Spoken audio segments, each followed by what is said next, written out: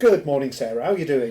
Very well, thank you. Good morning, Paul. How are you? I'm absolutely fine. Completely invisible here. You can't see me. I'm like a ghost.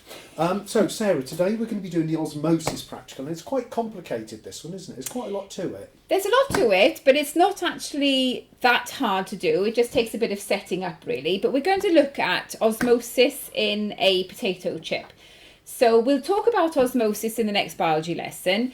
But osmosis is basically the movement of water in and out of plant cells. And we're going to be able to show that working by using the potatoes and different concentrations of sugar solution. Okay, I can see you've got 1, 2, 3, 4, 5, 6 beakers on the table there. Why do we need 6 beakers? Right, so we've got the 6 beakers because we're going to use different concentrations of sugar. So we're going to use from no sugar at all, which would be a 0% concentration of sugar, all the way up to 100% concentration of sugar in the 6th beaker. So there's going to be 20, 40, 60, 80, 100, and we're going to be putting potato chips in them, and we're going to basically see what happens. And how much water goes into each beaker? We're going to have 100 ml water in each beaker, and the sugar will be measured in grams.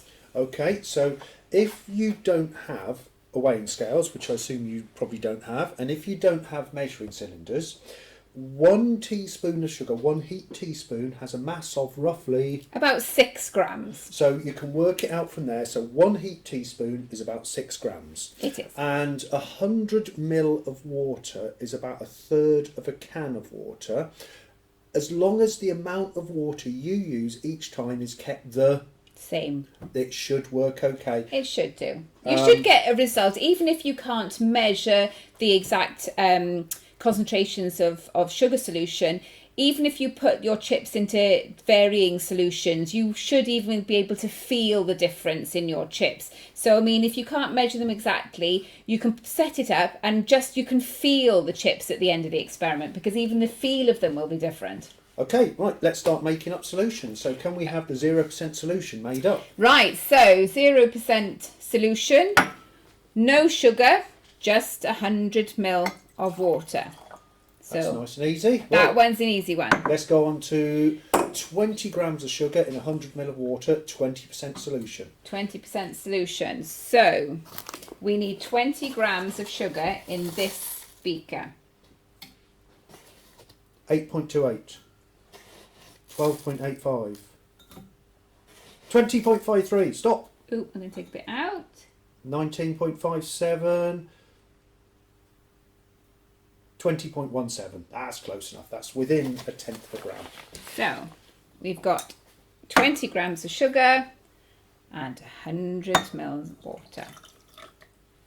There we go. Lovely. So what are you doing now, Sarah?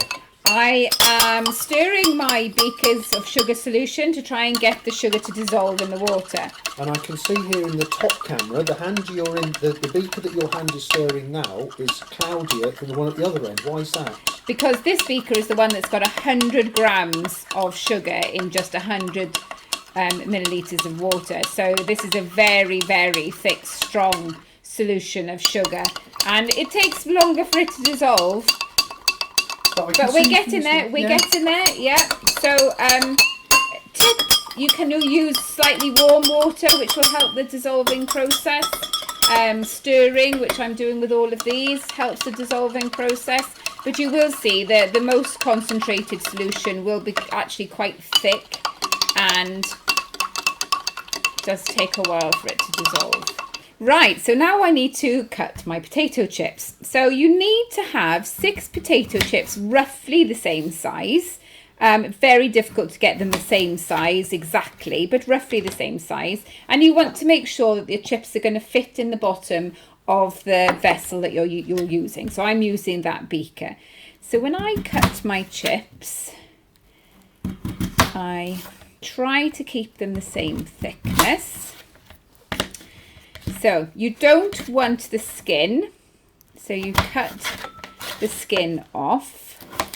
Make sure you haven't got any skin on there, because that basically will not make it a fair test if you've got skin on there. You want to make sure it fits in there.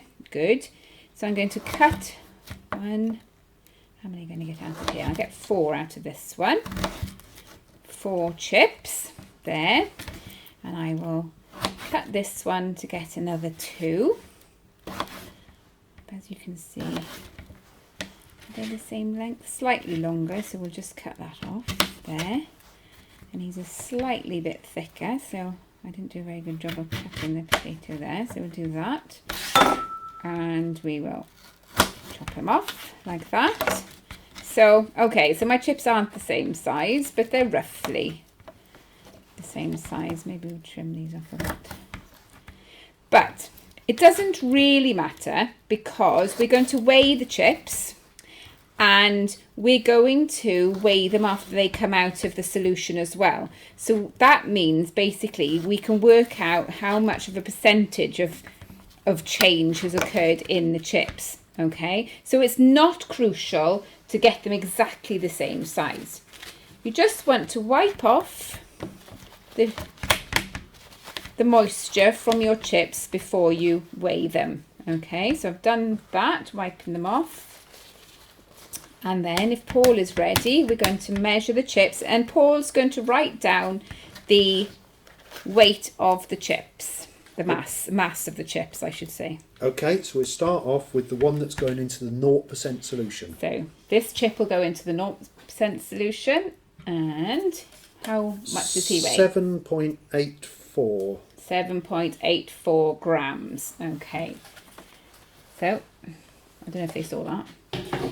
If not, hard luck. Chip that's going into 20%. 20%. 7.49 grams. 7.49. So I'm putting them over here. That's 0.35 grams lighter than the other one. All right, this is why we're going to work it out as a percentage change. Not going to your chip shop. 7.88 grams.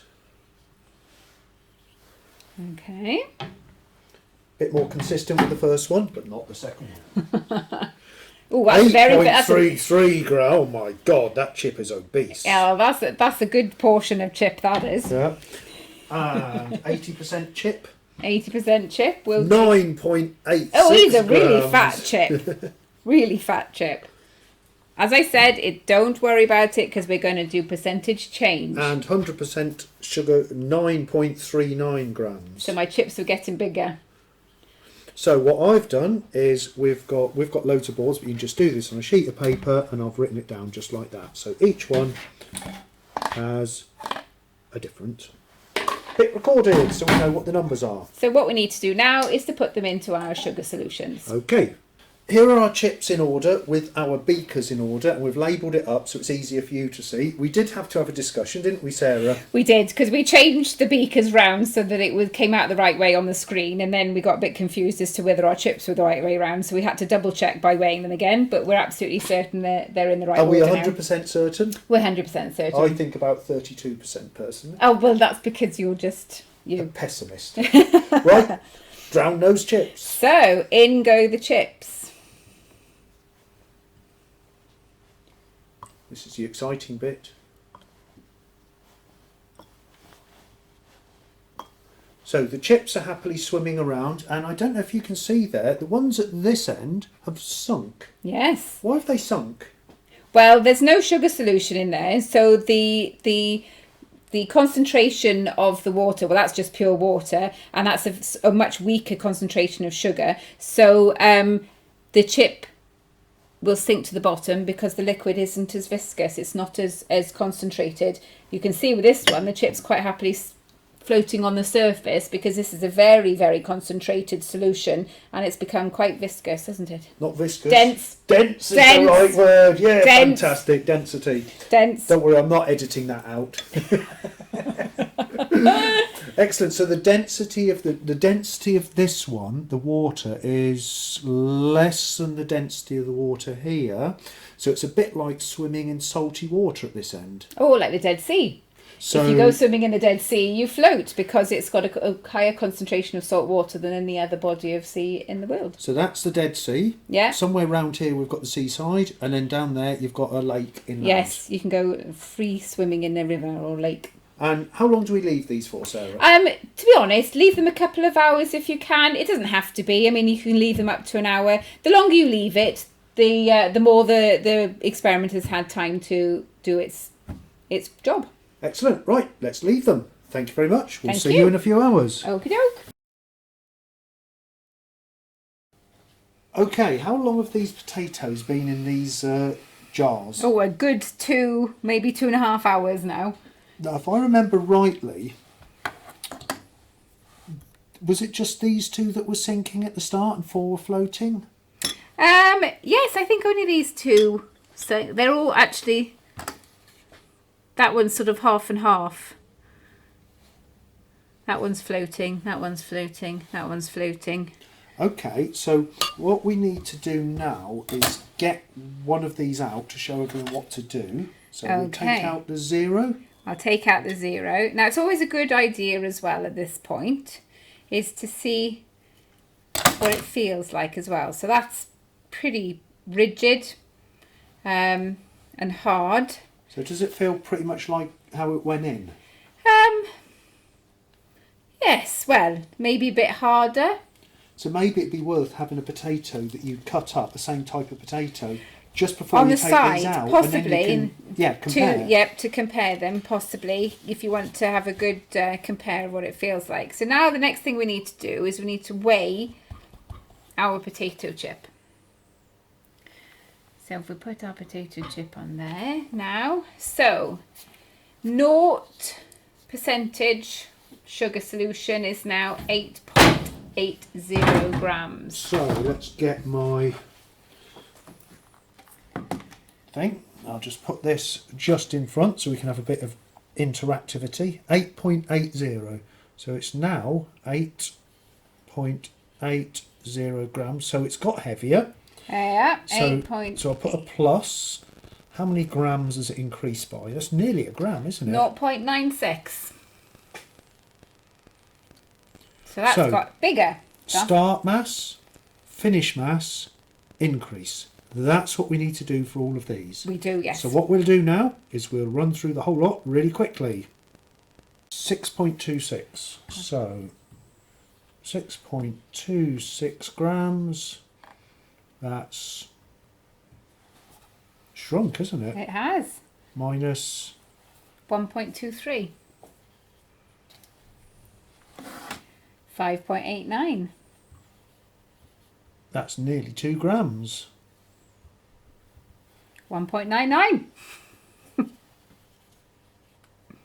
That's a bit more it's gone down by. 2.23 grams. So the amount of loss of mass is getting more. It is getting more. I'll put a minus there. So that's minus 2.73.